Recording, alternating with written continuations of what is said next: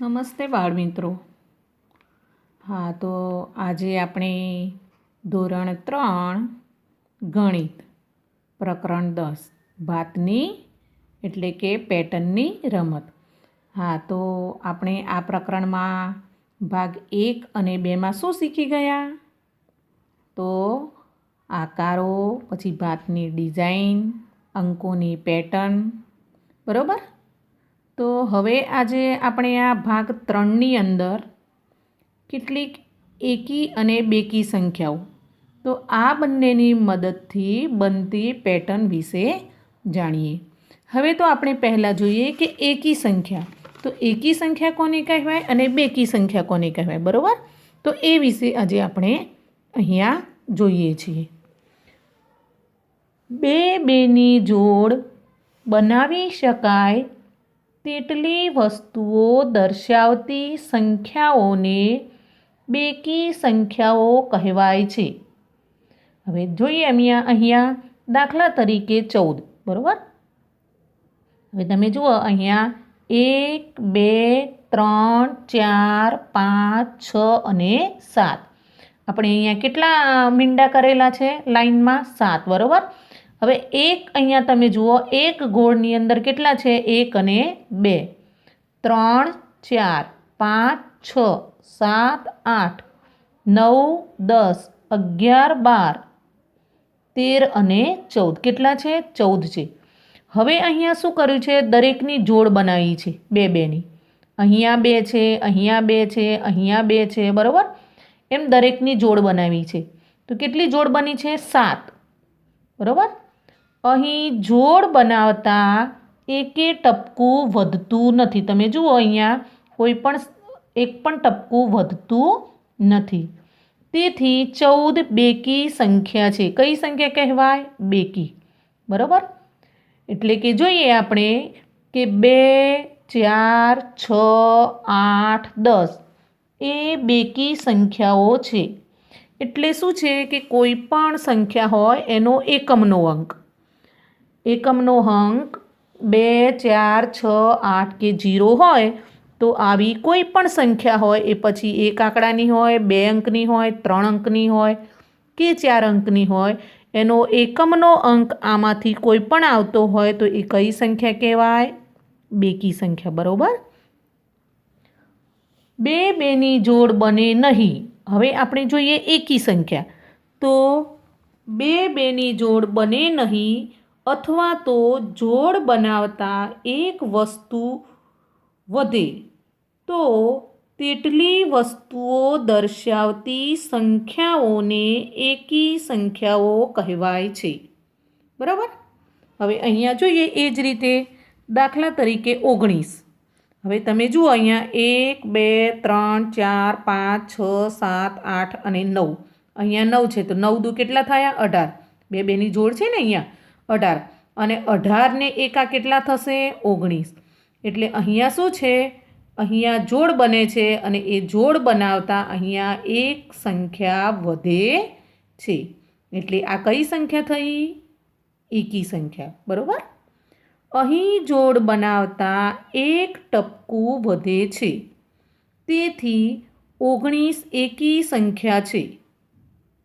આમ કોઈ પણ સંખ્યાની અંદર એકમનો અંક 1, 3, 5, 7, 9 આવતો હોય તો આવી સંખ્યાઓ કઈ કહેવાય? એકી સંખ્યા કહેવાય. હવે તમે જુઓ અહીંયા આ એકમનો અંક છે, અહીંયા એકમનો અંક છે, બરાબર? એટલે આવી કોઈ પણ સંખ્યા હોય, 1 આંકડાની હોય, 2 આંકડાની હોય કે 3 આંકડાની હોય, એનો એકમનો અંક 1, 3, 5, 7 કે 9 હોય તો આવી સંખ્યાઓને એકી સંખ્યા કહેવામાં આવે છે.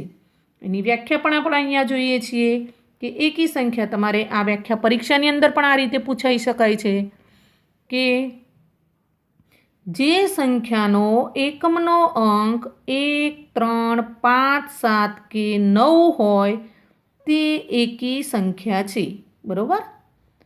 બેકી સંખ્યા, જે સંખ્યાનો એકમનો અંક 2, 4, 6, 8 કે 0 હોય તો તે બેકી સંખ્યા છે.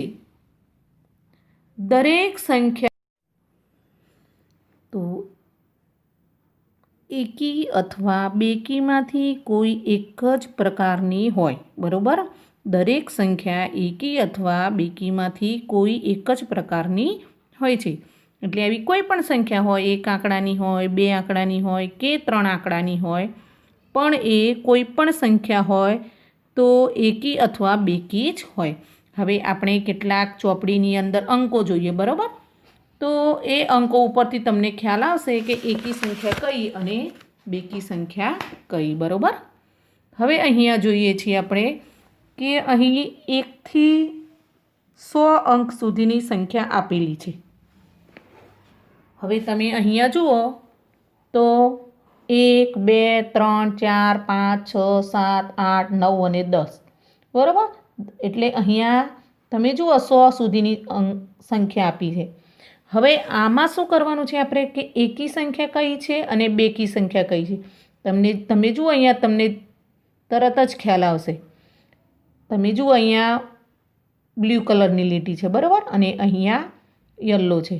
આ બંને લીટીમાં તમે જુઓ અહીંયા 1 એટલે તમે અહીંયા બધી સંખ્યામાં જુઓ એકમનો અંક કયો છે? 1 છે. બરાબર, અહીંયા એકમનો અંક કયો છે? 2 છે.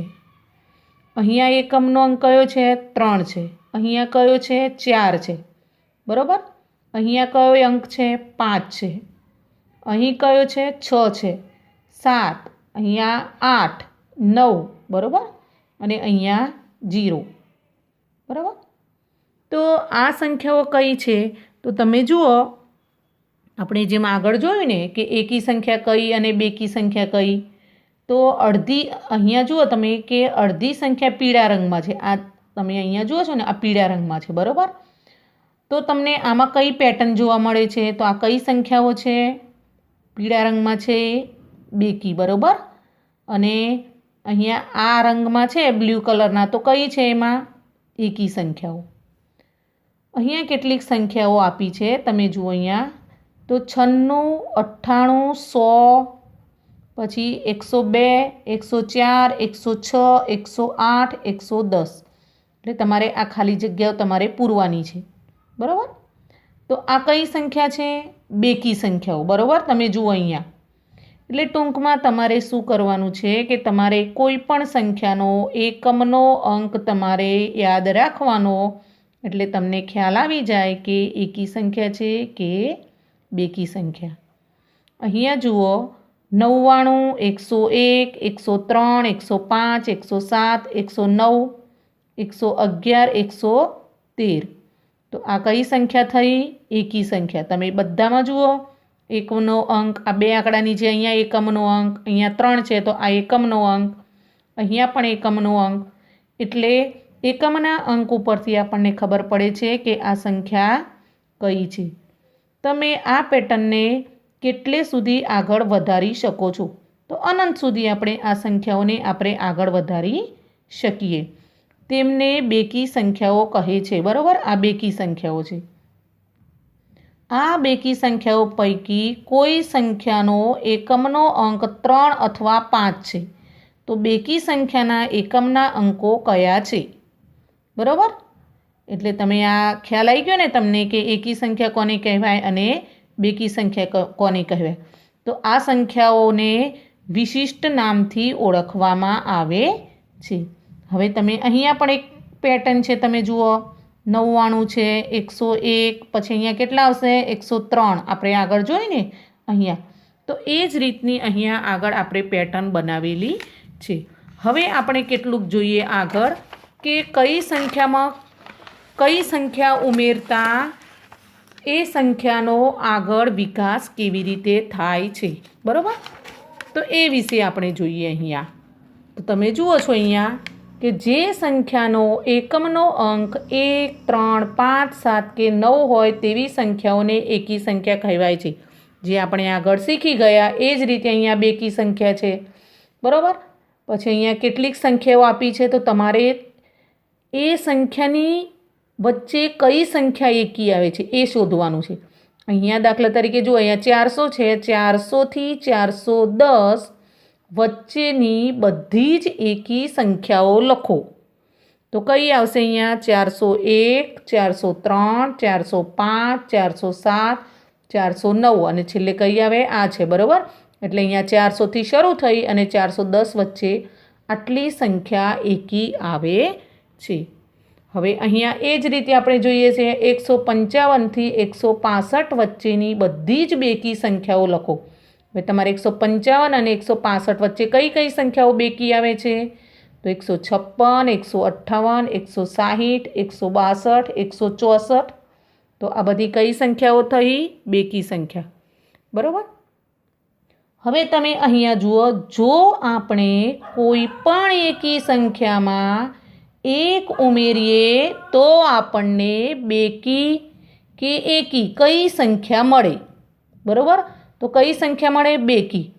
કોઈ પણ એક એકી સંખ્યામાં, દાખલા તરીકે આપણે 1 છે તો 1માં એક જ સંખ્યા ઉમેરીએ તો કેટલા થશે? 2. તો એ કઈ સંખ્યા થઈ? બેકી સંખ્યા થઈ, બરાબર. એવી જ રીતે જો આપણે કોઈ પણ બેકી સંખ્યામાં 1 ઉમેરીએ તો આપણને કઈ સંખ્યા મળે?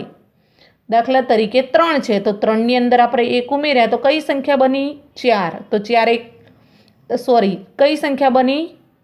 2 છે તો 2ની અંદર 1 ઉમેરીએ તો કઈ સંખ્યા બને? 3. તો એ કઈ સંખ્યા થઈ? એકી, બરાબર. એટલે બેકીમાં 1 ઉમેર્યો તો એકી બને અને એકી સંખ્યામાં 1 ઉમેરતા કઈ સંખ્યા બને? બરાબર. તો એ રીતે આપણે અહીંયા એકી અને બેકી સંખ્યાઓ અહીંયા આપણે આગળ જોયું. જો તમે કોઈ એકી સંખ્યામાં બેકી સંખ્યા ઉમેરો તો તમને કઈ સંખ્યા મળે છે? જે આપણે અહીંયા જોઈને કે કઈ સંખ્યામાં કઈ સંખ્યા ઉમેરતા આપણને એકી અને બેકી મળે છે, બરાબર. હવે અહીંયા કેટલાક આપણે આ અંકોમાં જોયું. હવે કેટલાક અહીંયા કક્કાવારી પ્રમાણે જે તમારે ગુજરાતીની અંદર પણ આવે છે ને શબ્દકોશમાં કે આપેલા શબ્દોને અંકમાં ગોઠવો, બરાબર. તો એ રીતે અહીંયા છે કેટલાક નામ આપ્યા છે, એને કક્કાવારી પ્રમાણે ગોઠવવાના છે. ક, ખ, ગ એ રીતે ગોઠવવાના છે, બરાબર. હવે તમે જો અહીંયા નામ છે શારદા, ગુરિંદર, નારાયણ, મહાદેવ, ભાઈજુંગ, કવિતા, તેનસિંગ, હર્ષા, વર્ષા, આદિલ, રાજા, એલ્વિસ, જલદ. તો આ બધાની અંદર તમને પહેલાં કયું નામ આવે કક્કાવારી પ્રમાણે? તો અહીંયા ક્રમમાં લખેલા છે, જુઓ. કવિતા આ કયામાં હશે? પહેલાં કથી ચાલુ થશે, બરાબર. પછી અહીંયા જુઓ ગુરિંદર, બરાબર. પછી આનું નામ આવશે. પછી કયું નામ આવશે? જલજ, બરાબર. પછી તેનસિંગ. પછી કયું નામ આવશે? નારાયણ. પછી ભાઈજુંગ, મહાદેવન. પછી રાજા, વર્ષા, શારદા, હર્ષા, આદિલ અને એલ્વિસ. તો આ રીતે કક્કાવારી પ્રમાણે તમારે ક્રમની અંદર આ નામ ગોઠવવાના છે. હવે અહીંયા તમે જુઓ છો કે આ નામની અંદર પણ તમને કયા નામની અંદર પેટર્ન જોવા મળે છે. એટલે તમે કઈ બાજુથી બંને તમે જુઓ તો તમને એક જ સરખું વંચાય છે. તો અહીંયા તમે જુઓ કયું નામ છે? જલજ. તો તમે આમ પણ વાંચો તો પણ તમને જલજ વંચાય છે અને આમ આ રીતે ઊંધું વાંચો તો પણ તમને એ જ વંચાશે, બરાબર. જલદનું નામ વિશિષ્ટ છે, તેથી તે ગર્વ અનુભવે છે. જે તમે તેને ઉલટું વાંચશો તો પણ નામ તેનું તે જ રહે છે. હવે અહીંયા એ જ રીતે બીજા કેટલાક નામ છે. તમે જુઓ અહીંયા કે હર્ષ, અન્ના, કનક, મુન્ના અને જૈની. આમાં પણ કયા નામમાં તમને એક સરખું લાગે છે બંને બાજુથી વાંચતા? તો કનક, બરાબર.